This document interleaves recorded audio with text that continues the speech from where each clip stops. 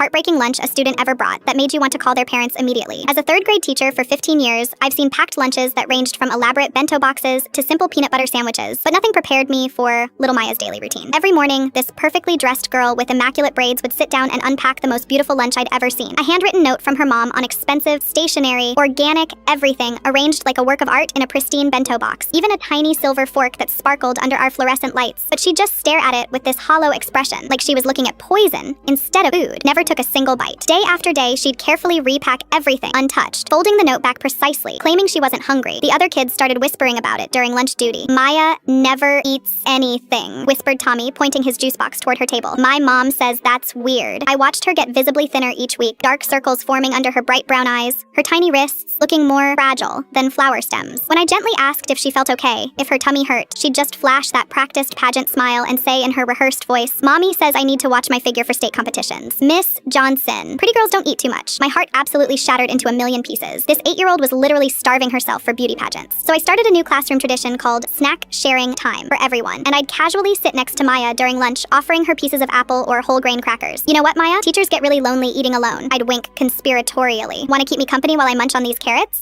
Slowly, so slowly, I almost missed it. She began nibbling tiny mouse-like bites when she thought absolutely no one was looking. I started packing extra fruit in my lunch bag, accidentally dropping pieces near her desk during math lessons, watching her quickly grab them and hide them in her pencil case for later. Our secret snack system became an elaborate dance of pretending. For weeks, this worked beautifully. Maya started gaining a little healthy weight, laughing more genuinely during recess instead of standing perfectly still to avoid wrinkles, but she still wouldn't dare touch those gorgeous, untouched, gourmet lunches her mother packed. Then came the dreaded parent-teacher conferences in November. Maya's mother arrived 15 minutes early, looking like she'd stepped off a magazine cover, immediately launching into detailed concerns about Maya's discipline with food portions and whether I was monitoring her eating habits properly. I took the deepest breath of my teaching career. "Actually, Mrs. Peterson, I'm deeply concerned that Maya isn't eating nearly enough food," I said as carefully as possible. Her mother's perfect facade cracked like expensive porcelain. "But she needs to stay competition ready for state pageants next month," she whispered, her voice breaking with years of buried pain. "The judges are very particular about presentation." I was just doing what my mother did to me when I competed. I pulled out my phone and showed her photos from our recent class pizza party. Maya's genuine smile while taking an enormous bite of pepperoni pizza, her face absolutely glowing with pure childhood joy, cheese stretching between her tiny fingers. "Mrs. Peterson," I said as softly as I could manage, "she's 8 years old. She should be eating pizza and growing and being messy, not competing for adult approval." That afternoon, Maya's mom sent me a tearful text message. "Thank you for seeing my daughter as a child, not a trophy. I'm canceling state competitions." The very next day, Maya brought a completely normal peanut butter and jelly sandwich in a regular brown bag and actually ate every single crumb, grinning at me proudly across our noisy cafeteria. She still does local pageants occasionally for fun, but now her lunchbox contains juice boxes, chocolate chip cookies, and most importantly, a little girl's healthy appetite for life itself.